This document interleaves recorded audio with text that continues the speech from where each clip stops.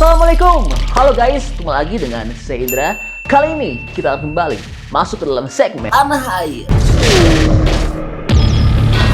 Iya, luar biasa, kabar membanggakan dan menggembirakan kembali datang bagi bangsa Indonesia.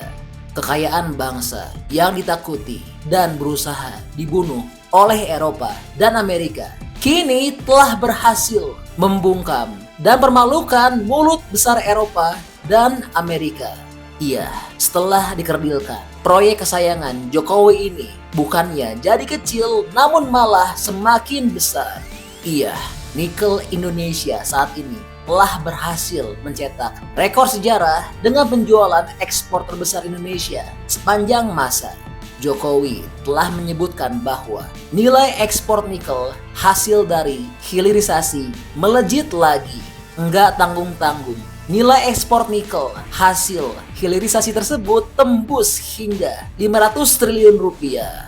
Pencapaian ini jelas tidak terlepas dari keberanian pemimpin kita yang tidak gentar dari ancaman dan desakan Eropa dan Amerika untuk tetap konsisten dalam mempertahankan hilirisasi nikel. Sebagai informasi, sebelum ada hilirisasi pada periode tahun 2017 hingga 2018, dalam catatan Kementerian Investasi atau BKPM, nilai ekspor biji nikel Indonesia hanya senilai 3,3 miliar USD atau setara 50-an triliun rupiah. Hal ini juga disampaikan langsung oleh Jokowi yang mengatakan bahwa saat sebelum dibangun industri smelter, kita mengekspor mentah bertahun-tahun. Ekspor yang hanya mentahan nikel nilainya setiap tahun kurang lebih 30 triliun. Begitu smelter dibangun, ekspor kita mencapai 500 triliun. Kata Jokowi dalam acara pembukaan Muktamar 20 Ikatan Mahasiswa Muhammadiyah pada 2 Maret lalu. Luar biasa ya. Jokowi menyatakan bahwa naiknya nilai ekspor nikel hasil hilirisasi tidak hanya menguntungkan perusahaan saja, akan tapi juga menguntungkan Indonesia karena Indonesia telah mendapatkan penerimaan negara yang meningkat. Misalnya dari pajak perusahaan, pajak penghasilan karyawan, hingga penerimaan negara bukan pajak atau PNBP. Iya, jelas dengan naiknya ekspor ini negara sangat diuntungkan. Karena selain dapat dari pajak, dapat juga royalti dan biaya ekspor. Indonesia dapat semuanya. Dan hal ini juga sejalan dengan ilmu ekonomi yang dimana pendapatan negara akan meningkat jika ekspor meningkat. Terlebih lagi jika Indonesia juga ikut andil dalam perusahaan tersebut, maka negara akan mendapatkan tambahan dari dividen yang besar. Dengan begitu, seperti yang kami sampaikan, bukan hanya perusahaan yang untung, tapi juga negara akan untung dengan mendapat penerimaan yang besar. Dan yang bikin tambah luar biasa, Jokowi juga mengatakan bahwa yang negara dorong hilirisasi bukan hanya urusan tembaga, nikel, timah, tapi juga akan dorong pada sektor perkebunan, perikanan, kelautan, dan pertanian. Indonesia akan mulai hilirisasikan dengan kesempatan nilai tambah dalam negeri dan membuka kesempatan kerja yang tinggi. Tambah Jokowi. Wah, luar biasa ya ambisi dari Jokowi demi memajukan bangsa dan negara ini. Kita patut bangga dan bersyukur karena punya pemimpin yang sangat berani, jenius, dan brilian. Dan ternyata ucapan Jokowi mengenai hilirisasi perkebunan juga bukan omong kosong belaka. Karena saat ini pemerintah juga sedang mendorong proyek besar dari hilirisasi sawit atau CPO yang juga merupakan kekayaan terbesar Indonesia, yaitu dengan berhasil mengembangkan teknologi baru yang akan dapat mengubah sawit jadi bensin.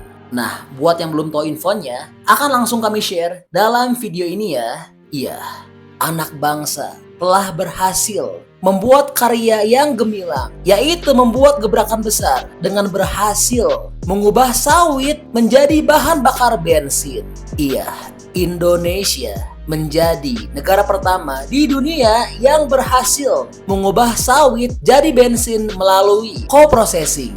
Wah, ternyata orang Indonesia banyak juga ya yang pintar.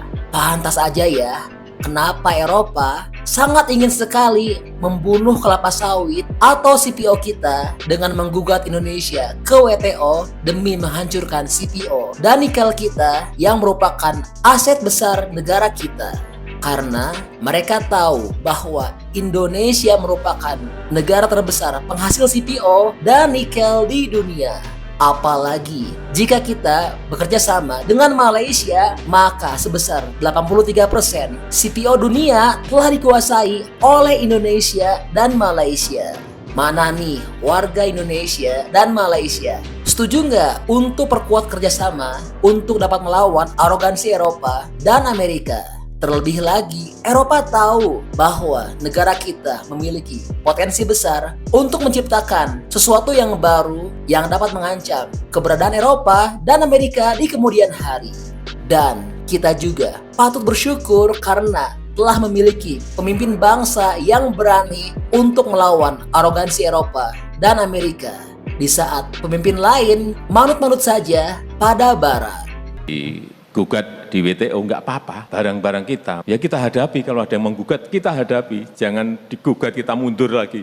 Nggak akan kesempatan itu datang lagi, peluang itu datang lagi, nggak akan. Dan sebagai informasi, penelitian untuk mengubah sawit jadi bensin dan LPG, proyeknya sudah dimulai dari waktu yang lama, dari sejak beberapa tahun lalu. Dan proyek ini dikembangkan oleh Pertamina dan ITB. Dan kini penelitian tersebut telah berhasil dan saat ini biodiesel kelapa sawit bisa menjadi alternatif BBM. Lalu hebatnya, BBM dari minyak sawit ini diklaim lebih hemat, lebih efisien, dan higienis. BBM dari sawit memiliki RON 110 yang dimana angka ini jauh lebih tinggi dibandingkan RON bahan bakar pada umumnya yang berada di angka 90 hingga 98. Dan berdasarkan hasil penelitian, BBM dari sawit ini selain lebih hemat, juga sangat aman dan bersih. Luar biasa ya. Pengujian BBM dari sawit ini telah dilakukan pada motor dan juga pada mobil. Pengujian untuk mobil telah dilakukan oleh Kementerian ESDM yang dimana bahan bakar jenis baru ini punya nama B40. Dan setelah keberhasilan uji coba BBM sawit pada kendaraan bermotor, kini pemerintah juga sedang mengembangkan uji coba BBM sawit pada alat-alat berat untuk industri pertambangan, kereta, dan pesawat terbang. Dan hasil uji coba tersebut sangat mengesankan karena telah berhasil. Pesawat dengan bahan bakar sawit berhasil terbang dengan selamat dengan membawa penumpang para ahli dan bahkan membawa penumpang komersil. Wah, luar biasa ya. Dan kedepannya proyek sawit ini juga berpeluang besar akan dijadikan dan diluaskan penggunaannya ke seluruh masyarakat Indonesia serta untuk digunakan sebagai bahan bakar untuk alat dan kendaraan militer. Dengan ini, kebergantungan negara kita terhadap BBM tentu akan berkurang dan Indonesia akan menjadi negara mandiri yang dapat berdiri sendiri dengan kekuatan yang superior, yang sumber dayanya dapat diperoleh langsung di tanah sendiri tanpa perlu sumber daya dari negara lain. Mantap ya, pantas aja Eropa dan Amerika tidak senang atas perkembangan bangsa Indonesia karena mereka takut tersaingi dan juga takut ada kekuatan baru di dunia.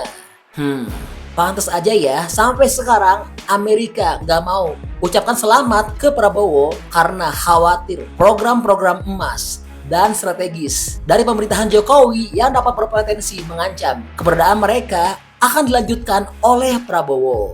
Waduh, beda jauh ya dengan China, Rusia, Malaysia, Singapura, dan negara lainnya yang benar-benar gercep ucapkan selamat pada Prabowo, bahkan langsung ingin jalin kerjasama dengan pemerintahan baru Prabowo. Oke, balik lagi bahas BBM sawit ya. Seperti yang telah kami sampaikan, dampak dari penemuan BBM sawit ini akan sangat baik, sangat positif bagi Indonesia. Karena saat ini dampaknya sudah bisa langsung terlihat dan dapat dirasakan secara instan. Saat ini pemerintah telah berhasil menghemat devisa negara atas penemuan BBM sawit ini. Berdasarkan data dari Kementerian ESDM, pemerintah telah menyalurkan biodiesel sebesar 10,5 juta kiloliter dan bisa menghemat devisa negara sebesar 8,34 miliar dolar atau sebesar 122 triliun. Mengesankan ya. Wah, bisa nih anggarannya.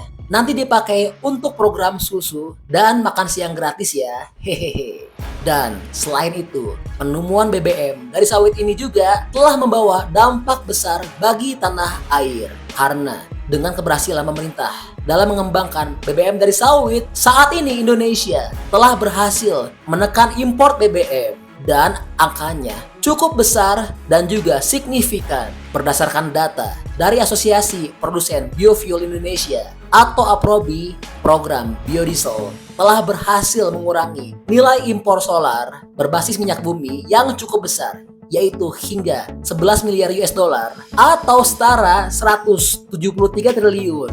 Dan yang bikin makin luar biasa adalah angka ini setiap tahunnya mengalami kenaikan yang signifikan, yang dimana pengurangan impor solar tahun 2018 sebesar 1,95 miliar USD, tahun 2019 sebesar 3,34 miliar USD, 2020 sebesar 2,7 miliar USD, 2021 sebesar 4,8 miliar USD, dan tahun 2022 sebesar 9 miliar USD. Hebat ya. Selain itu, menurut Rapolo, Head of Sustainability Division APROBI juga mengatakan dengan hadirnya biodiesel maka telah mendukung industri hulu sawit. Dalam hal ini mampu menjaga harga sawit, di mana lanjutnya terlihat pengaruh yang signifikan dari program B20 untuk Public Service Obligation atau PSO dan non-PSO terhadap harga CPO pada September 2018 dengan harga cenderung naik sampai akhir tahun 2019. Luar biasa ya perkembangan dan kemajuan tanah air saat ini. CPO merupakan kekayaan utama bangsa Indonesia. Kita patut bangga dan dukung terus langkah pemerintah demi kemajuan bangsa Indonesia dan Indonesia Emas dapat tercapai pada tahun 2045 kelak. Iya, jadi itu info untuk perkembangan tanah air saat ini. Nah, gimana nih pendapatnya? Menurut teman-teman mengenai info ini, kira-kira seneng nggak atas berita ini? Setuju gak dengan penemuan dan pengembangan dari BBM sawit ini? Dan juga dengan hilirisasi nikel Indonesia? Atau teman-teman gak setuju dan juga gak puas atas kinerja pemerintah? Bantu dong, berikan pendapatnya di kolom komentar ya. Oke, jadi itulah info update untuk kemajuan tanah air.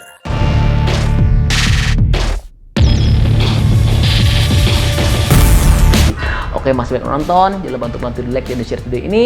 Jangan lupa juga bantu untuk subscribe ya. Oke, stay tune at my channel. See you next video.